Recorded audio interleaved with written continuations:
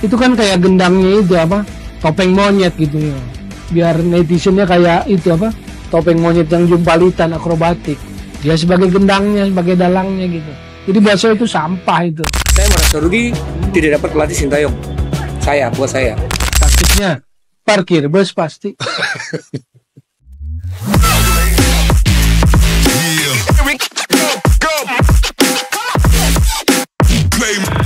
Kan kita akan melawan Jepang. Orang sih udah mulai ngulik-ngulik. Apa yang dulu? Apa yang dulu? Siapa yang lihat naturalisasi? Paling kan itu. Pertemuan dengan Jepang. Ya, taktiknya parkir bus pasti. Parkir bus. Tapi football is magic. Siapa yang nggak tahu? Ada magisnya. Bagi yang bisa memainkan magis. Kalau magisnya cuma satu jurus, Inilah yang membuat netizen. Kenapa kan? Noel sebegitu. nggak bisa kebaca kok. Sebegitu Karena lihat aja. dengan STY. Loh, karena saya yakin materi ini kalau di tangan yang lebih bagus juga mungkin bisa berkembang. Itu pikiran terbuka namanya. Yang selama ini terjadi adalah pikiran tertutup. Bahkan evaluasi kepada Sintayong pun dianggap alergi. ST-nya tidak salah. Terus yang salah sopo? Hitman.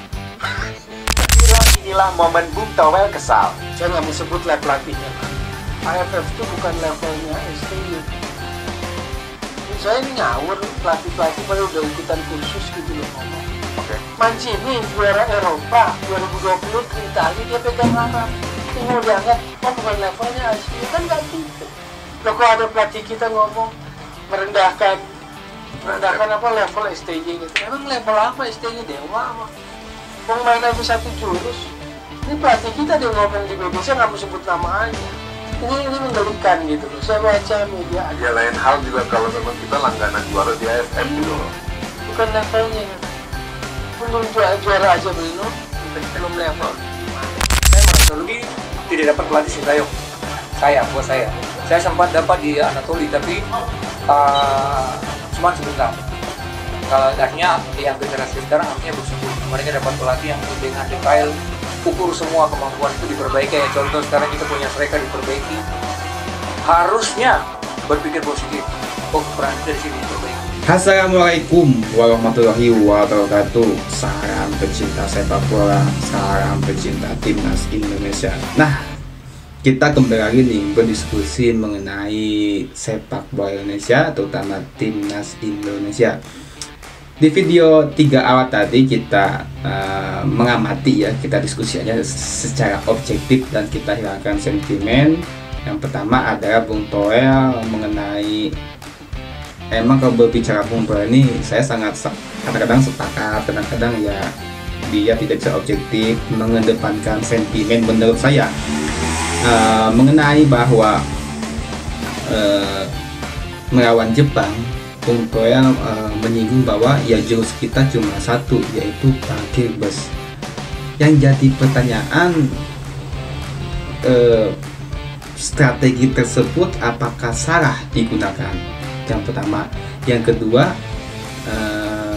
apakah setiap STY ataupun timnas Indonesia bertemu dengan lawan menggunakan strategi yang dimaksud oleh Bung Toel? Kita objektif aja. Mengenai hal ini saya sangat tidak sepakat, karena ketika STY menggunakan suatu strategi, dia akan melihat menyesuaikan dengan lawan yang dihadapi oleh timnas Indonesia. Contoh, ketika melawan Jepang, Australia, betul kita lebih sering defense-nya dan kita sesekali melakukan counter attack. Yang dilawan adalah Australia. Dan lawan Jepang pun juga pasti menggunakan strategi tersebut.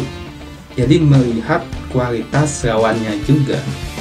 Tapi ketika timnas Indonesia melawan timnas Vietnam di kualifikasi babak 4 ataupun melawan timnas Filipina, itu tidak menggunakan strategi parkir bus, justru lebih banyak attack-nya juga.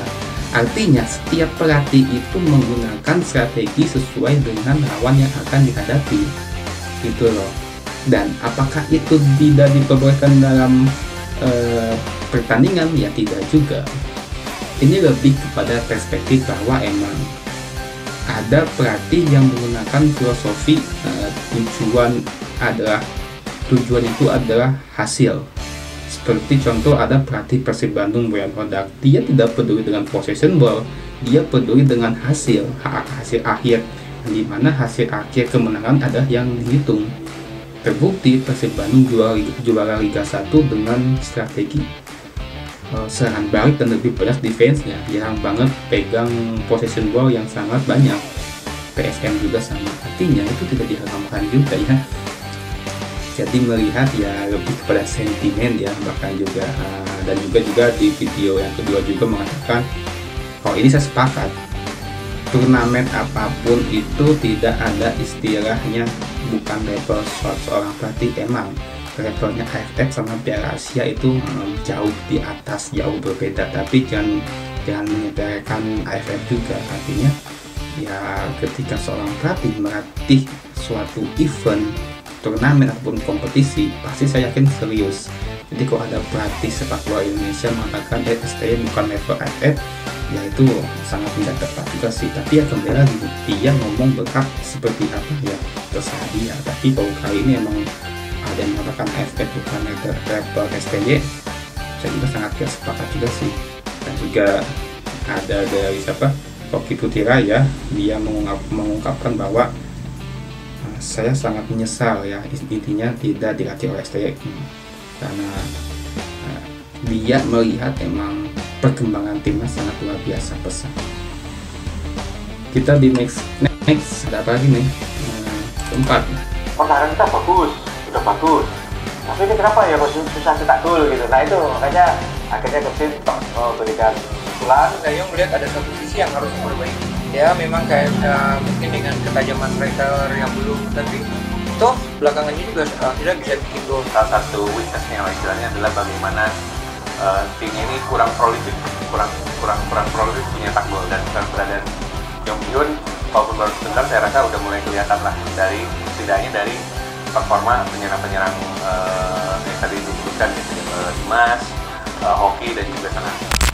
일단 우리 팀은 22세 이하가 나가기 때문에 좀 경쟁에서 또 떨어질 수도 있지만 그래도 우리 선수들한테 마지막까지 최선 다할 수 있는 그런 분위기를 만들어서 그래도 끝까지 올라가고 싶은 게 내 솔직한 마음이고 우리는 상당히 많이 실력이 향상됐기 때문에 좋은 프로그램도 가져올 수 있다 나는 그렇게 생각합니다. Perlu kita keluar dari AFC, Iya. pengamat yang bilang gitu. Menurut Anda? Ya menurut saya sih makanya itu hal-hal yang jadi polusi lah di jagat sepak bola. Sampah lah menurut saya sih omongan-omongan kayak gitu. Begitu ada apa-apa dia keluar AFF. Ada hal yang nggak kurang berkenan juga ini keluar dari AFC. Lalu digaungkan itu sampah itu. Jadi publik itu bukan dicerdaskan, publik bola malah diracuni dengan omongan-omongan yang argumentasi sepak bolanya nggak kuat. Jadi ya dipahami dulu lah. Politik organisasinya di kawasan, di regional Asia maupun internasional FIFA. Jangan asal nyablak aja, asal populer buat netizen. Itu kan kayak gendam itu topeng monyet gitu. Biar netizennya kayak itu topeng monyet yang jumpalutan akrobatik. Ya sebagai gendangnya, sebagai dalangnya gitu. Itu biasa itu sampah itu. Oke teman-teman semua, emang betul ya, problem timnas kita itu emang di lini depan ya, di striker. Kita memiliki beberapa striker, ada Dimas Derajat, Oki Caraka, Sananta, tapi ketika bermain di timnas belum terlalu maksimal. Mungkin salah satu faktornya adalah kesempatan menit bermain juga, dan juga kembali lagi pada level tim yang dilawannya itu. Ya sekelas Dimas Derajat ataupun Sananta ketika melawan Jepang kayaknya sulit banget untuk bisa membobol gawang Jepang gitu ya. Dan ini makanya salah satu opsi solusi adalah Sintayong teman-temannya ya, salah satu staf pelatih untuk khusus striker. Ini bukan hal yang baru juga sih, di Eropa juga ada pelatih untuk lini depan. Di Indonesia juga ada, Persib Bandung juga dia memiliki pelatih khusus lini depan. Ada Golan Kolik juga, ada yang baru ini ya, saya tahu namanya, yang gemuk-gemuk mantan pelatih ke punya Mesir.